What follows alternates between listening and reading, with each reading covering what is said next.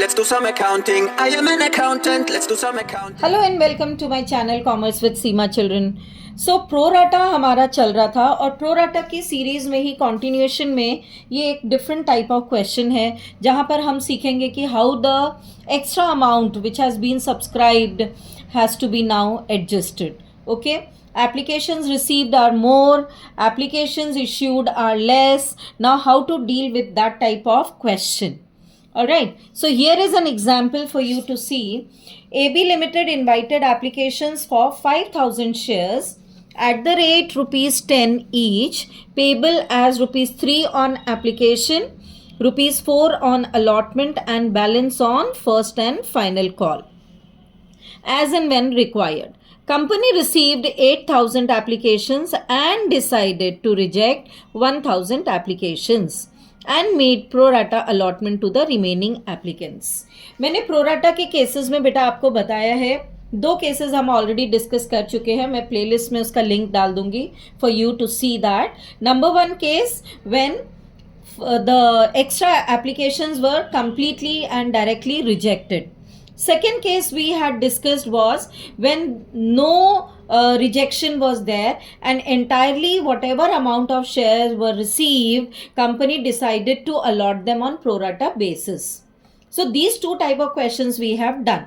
Now this is a combination of question where if you see हम इसी question का working note बनाने की कोशिश करते हैं. यहाँ पर आप देखो 5,000 applications have been issued by the company. Company has invited applications for 5,000 shares. Company received applications for 8,000 shares. Amount is payable as rupees 3 on application, 4 on allotment and balance on first and final call. Alright, so you can see 10 rupees का अगर share है तो आपके 7 rupees तो यहीं पे हो गए, 3 rupees की आपकी कॉल हो गई. ठीक है, but this depends as and when required हमें कहा है. Now the question says, now if you see the question says company received 8,000 applications and it was decided to reject 1,000 applications. 1,000 is to be rejected and pro rata allotment is to be made to the remaining applicants. So अगर मैं 1,000 यहाँ पर आप देखो इसको, ये chart जो हमारा वर्किंग नोट में बनेगा, 1,000 applications are to be rejected. Remaining कितने बचे बेटा यहाँ पे? 7,000 एप्लीकेशंस बच गई. अब 7,000 को हमें कहा है प्रो राटा अलॉटमेंट कर दो. दैट मीन्स 7,000 शेयर्स जिनके हैं उनको एप्लीकेंट्स को हम 5,000 शेयर्स दे रहे हैं.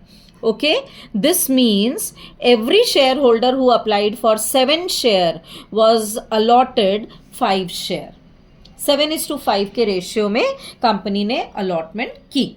Okay, this is clear to you. ये हो गया हमारा वर्किंग नोट. ओके, अब यहाँ पर कोई डिफॉल्ट ऑफ पेमेंट नहीं है. All money made due has been received. तो हम चलते हैं जर्नल एंट्रीज की तरफ. हमारी फर्स्ट एंट्री एज यूजुअल हो जाएगी bank account debit to share application. Application में अमाउंट कितना आएगा? द अमाउंट एप्लीकेशंस रिसीव्ड के हिसाब से हम मल्टीप्लाई करेंगे. 8,000 shares were received, 8,000 applications have been received और 8,000 के हिसाब से हम 3 रुपीज ऑन एप्लीकेशन रिसीव कर रहे हैं. That means 24,000 we are receiving.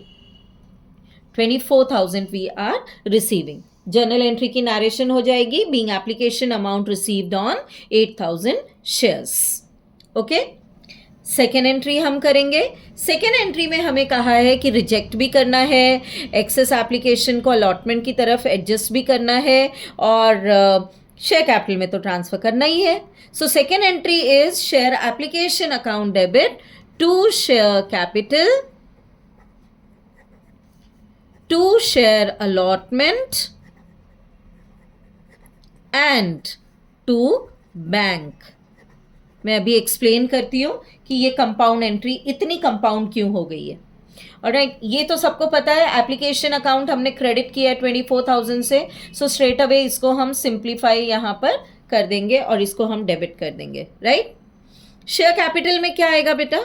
5,000 applications जो कंपनी ने इश्यू की थी, 5,000 into 3 would be transferred into your capital. Okay, 5,000 company का इश्यूड शेयर है, सो 5,000 इंटू थ्री हमारे शेयर कैपिटल में आ जाएगा. 1,000 शेयर्स रिजेक्टेड हैं और 7,000 शेयर्स को 5,000 दे रहे हैं. तो एक्सेस एप्लीकेशंस कितनी है बेटा यहाँ पे? 2,000 applications are extra, right. So rejection वाले आप यहाँ डाल दो. 1,000 शेयर्स इंटू 3, ये रिजेक्ट हो गए और इनको चला जाएगा लेटर ऑफ रिग्रेट, साथ में एप्लीकेशन अमाउंट रिफंड हो जाएगा. Alright, now you can see 5, 6 total applications received हुआ 8,000. सो 2,000 शेयर्स का प्रोराटा होगा over subscribe adjustment towards allotment.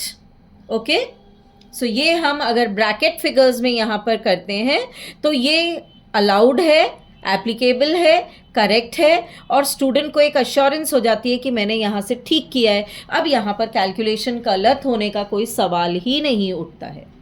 Okay, और चेकिंग में तो ये एक्सेप्टेबल है, सो वहाँ कोई प्रॉब्लम आनी नहीं है. तो बोर्ड एग्जाम में आप एज इट इज हैबिट डालिए इसको एक्सप्रेस करने की. Alright, so coming to the amount calculation, 15,000 company के शेयर कैपिटल में ट्रांसफर हो गया. 6,000 will be adjusted towards the sum due on allotment and 1,000 into 3 ये रिजेक्टेड अमाउंट है. ऑलराइट, नरेशन हो जाएगी.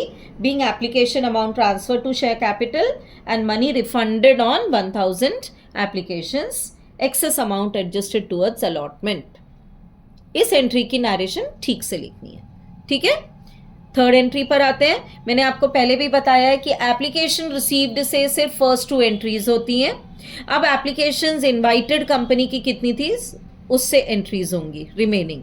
Alright, so 5,000 into 4 is the allotment. So 5,000 into 4 allotment amount will be made due, which is 20,000. So आप 20,000 को due करते हैं यहाँ पे और शेयर होल्डर से ये अमाउंट मांगा जाएगा कि भाई allotment has become now due. Okay, अब आप अमाउंट सेकेंड एंट्री की करेंगे. फोर्थ एंट्री जो एग्जैक्टली होगी, bank account debit to share allotment where you will write down the amount received. So total amount has been received, लेकिन यहाँ पर आप देख सकते हो 20,000 is the amount due, right. 3,000 is the amount adjusted towards the some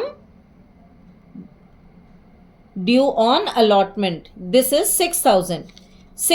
20,000 minus 6,000 करेंगे, कितना हो गया? 14,000. मेरे पास 6,000 का एडवांस आया हुआ है, so this amount would be transferred and 14,000 remaining amount would be received by the company at the stage of allotment. Total हो गया 20, फुल अलॉटमेंट आ गई. ड्यू हमने 20 किया, 20 में से 6,000 मेरे पास एडवांस आया हुआ था. सो ये एडवांस अगर मैं माइनस एडजस्ट करती हूँ तो then I get 14,000 at the stage of allotment. This company has receive now. So total allotment हो गई, अमाउंट रिसीव भी हो गया. अब हम फर्स्ट कॉल की एंट्री करेंगे. क्या हम फर्स्ट कॉल की एंट्री करेंगे? नो, फर्स्ट कॉल की कोई एंट्री नहीं होगी. रीज़न बीइंग, यहाँ पर क्वेश्चन में लिखा था amount of first call as and when required. So हमारी ये दोनों एंट्रीज नहीं आएंगी. ना कॉल ड्यू होगी ना कॉल रिसीव होगी, कंपनी को ज़रूरत ही नहीं है. So company if does not requires, the company is not going to make call, क्योंकि कंपनी ने बड़े क्लियरली यहाँ पे मेंशन किया. If you see this line, where is that line? This first balance on first and final call as and when required. So अगर company की requirement होगी तो आपकी ये 2 एंट्रीज आएंगी. If the company does not require तो company वो calls नहीं करती है. ठीक है, so that's how we come to the end of this question. और यहाँ पर हमारा प्रोराटा एडजस्टमेंट में हमने सीखा कि एप्लीकेशंस रिजेक्ट भी हुई हैं प्लस ओवर सब्सक्रिप्शन का अमाउंट एडजस्ट भी हुआ है. Alright, I'll take up further one more question for you to make your understanding a bit more clearer, and you will understand how to take up prorata in a different manner also. Okay, thank you for watching this video, children. Next video will be related to the next type of prorata adjustment.